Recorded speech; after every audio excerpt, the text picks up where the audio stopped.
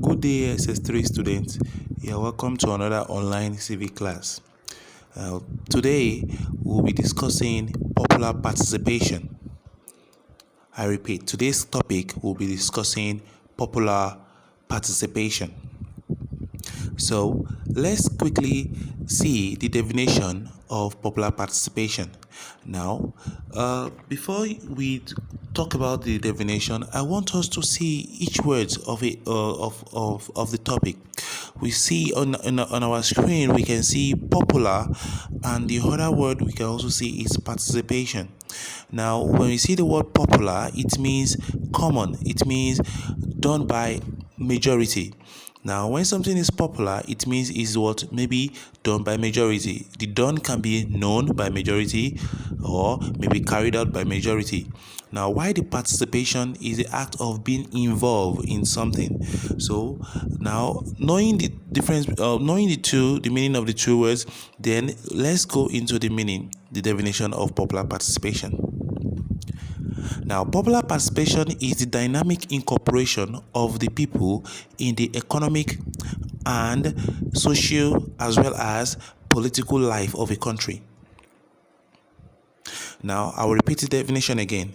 Popular participation is the dynamic incorporation of the people in economic and social as well as political life of a country. Now, popular participation is the act of taking active or passive part in public activities.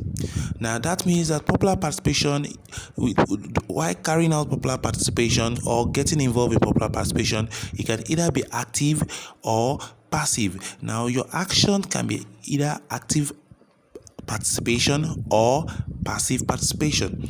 Now, let's try to understand the meaning of active participation. Now, when you are active in participation, active while carrying out popular participation, like involving in popular participation or public activities, now it is that is the direct involvement in public activities. Why the passive is you encouraging or you discussing the reason why people should engage in public activities. Now, you can see the difference between active popular participation and passive popular participation. Now, let's talk about what another definition of popular participation as well. Now, popular participation can also be defined as the involvement of citizens in public legal activity. Now, again, I'll repeat the definition again. Popular participation can also be defined as the involvement of citizens in public legal activities. Now, some citizens who want to engage in the country's legal activities, there are a lot of legal activities, and when we're talking about legal activity, we have the likes of some political activities, we have the likes of economic activities which are legal, and as well as we have some social activities like being involved in association, political activities like being involved in a political party, being a candidate of an election, getting registered as a candidate for the election, contesting for a position, or being the passive way of you was campaigning for a person that is going for a particular position, and active as well, you voting during what election. Now, these are political participation. So now let's talk about the types of popular participation. Now, there are three main types of popular participation. We have political popular participation, economic popular participation, and social popular participation. Political popular participation can be defined as the participation that shows high rate of people involving in political activities of a country. Now, this is the high rate at which people participate or get involved, if you want to use the word, in the political process or activities in a given country. Now, Political popular participation is the involvement of people. Some can say total involvement, but we all know that not everybody will be involved, will be interested. Some will be apathetic. Now, it is a majority of people involving in political activities of a particular country. Now, when people are involving in the political activities, political decisions, enjoying the political values, culture of a particular country, then we tend to say that what there is presence of popular political participation, which can involve campaigning in an election, voting during an election, contesting during an election, and as well as what criticizing or protecting towards against a bad policy of the government. Now let's talk about other type of popular participation. Now on our list we have economic popular participation. Now economic popular participation, this is a high rate at which people participate actively or passively in economic activities in the country. Now, when people come out to participate in economic activities, especially when it's legal, now when people participate in economic activities, then we tend to say that there is economic popular participation existing in the country. Now, economic popular participation mostly exists in a capitalist democratic state. Now, in a country that is there is democracy and as well as capitalism, where people are allowed to take part in economic activities like production, like getting involved in distribution and other economic activities, then we tend to say that what such a system will encourage economic popular participation, unlike a system like socialism that what hinders participation of people in all various forms of economy, except what you working for the government. The government handles all the economic activities in terms of production, for whom the product is meant for, and various. Now this is socialism, and socialism hinders economic popular participation. But in a democratic capitalism, people are allowed to participate freely in as much it is what legal to carry out various economic activities. The third one, now we have social popular participation, or can be called cultural popular participation. This is the high rate at which people interact among themselves in the country. But when you hear something like people interact among themselves, what is the most mode of interaction? Now it is what while interacting, people uphold their culture. The way people greet, the way the people talk, people, all forms of lives of the people. Now, culture, as we all know, is what the total way of life of a particular set of people in a particular area. Now, so we say that what social or cultural popular participation is the high rate of involvement of people interacting while upholding their way of life. Now, in a political world or in a social system. Now, let's go to the next phase. And the next phase of today will be modes of popular participation. There are two major modes of popular participation. Now, we have the first one, number one, we have traditional mode of popular participation. The traditional mode of popular participation is the more like the old school, like the students of nowadays will want to call it. Now, it is a way. It's a way of interacting or participating in popular activities with physically. Now, in personal, debating in public, discussing issues in a town hall, or getting the traditional leaderships to promote political view in the minds of the youths. Now, it's mainly involve physical interaction. Now, when people see themselves face to face, and it's in camera, and what there is debate, it can be in crowd, and it can be in what in a one-on-one, as in a person-to-person discussion interaction. Then this mode is called traditional mode of popular participation.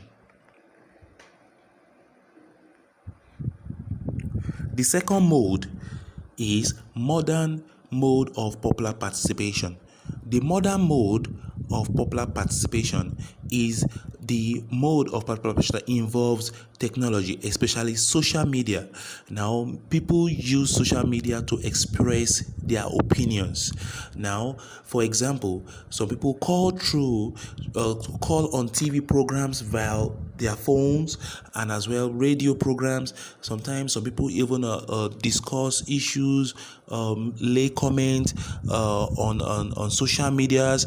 Now these are all mode of modern, or rather these are all modern mode of popular participation.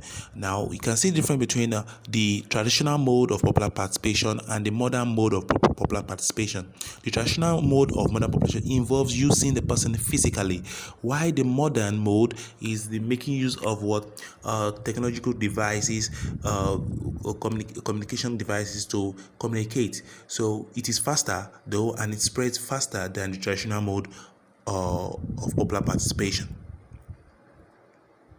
So, understanding the modes of popular participation, I would like us to discuss the importance of popular participation. Now, popular participation is very, very important to our society. Now, let's see the importance of popular participation to our society. Number one on our list, we have yes, it's very important to democracy because it promotes democracy. Yes, number one importance is it promotes democracy. Now, how does it promote democracy? Yes, it promotes democracy because it lets the people to get involved in the government, and democracy being the government of the people, by the people, and for the people, it means the people are the one to decide who becomes the government and what the government need to make as a policy.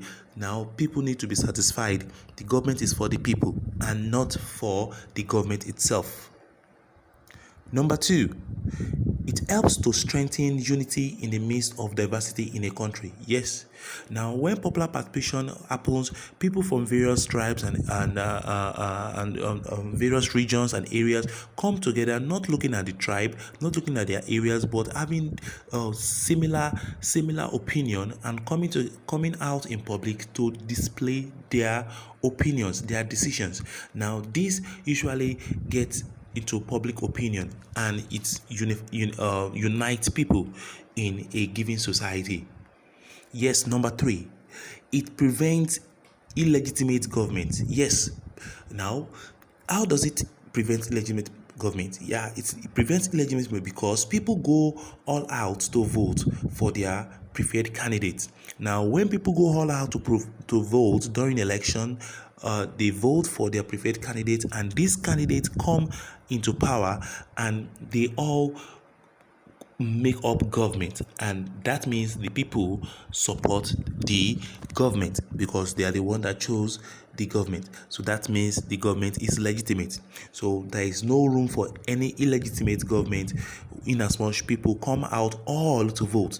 Now, not to vote, not people, less people coming out to vote can create an illegitimate government. How? Because let's say we have 200 million people in Nigeria, and out of 200 million, we all know that what the whole 200 million are not qualified. Some are underaged, some are weak, some are in prison, some are insane. But let's say out of these 2 million, we have 60 million. I mean, out of these 200 million, we have 60 million that are bona fide, qualified. Now, out of this 60 million, if we have at least 50 million of 60 million, 60 million is the popular one. Now, if 60 million should come out, then it means we have a popular participation. That means a legal government. But when we are having a population of 12 million voting for a government, that means that government is not legitimate because it's not popularly supported or elected. Now, majority of people stay at home, and this kills democracy in Nigeria. Now, popular participation involves all to step out to determine their government. Now, number four, it helps the government to mobilize people to achieve goals it can not do by itself. Now, the government needs the people in the country's economy. Now, for the country to develop its economy, it needs its people. Now, the people need to come all out, involving in the economy of the country. Now, this makes the economy to grow. The government can't develop the economy itself. So with economic popular participation, the government the economic development is very, very sure.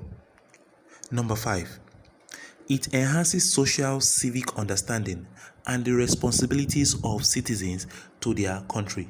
Now, through popular participation, people tend to understand how the country works, how the country is run, and as well as understanding their civic right and responsibility to their government as a citizen of a country. Now, popular participation helps to enlighten and to promote more involvement of people in their country's activity. Yes. Number six, popular participation helps to enhance the role of political parties during electioneering. Now, during campaigns and rallies, people are mobilized to ensure electioneering was success. Now, through these campaigns and rallies, political parties tends to educate people and also get the attention of the people, try to seek for the trust and support of the people in order to win an election. Number seven, it makes the government to be accountable to the people. Yes, when the government knows that the people are the one that determines who comes in government in the next 4 years, who becomes the president, who becomes the governor, who becomes the next leader, then it means the government need to sit right, because they need to will be accountable to the people. Now, by so doing, people will be the true maker of the government, as democracy preaches. Number eight, popular participation creates awareness of the rights of citizens and knowing the roles of the state and government. Now, the citizens that engage in popular participation tends to understand their rights.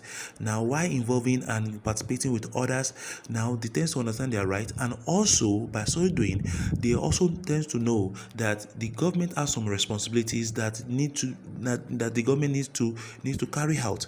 Now, with popular participation, the citizens are educated and tends to understand that the government has some responsibilities that the government are not doing. Now, thank you so much, everyone. I believe you love the class, and I believe it's a wonderful class, and I want you to listen to it all over again so that you can understand better. Thank you so much.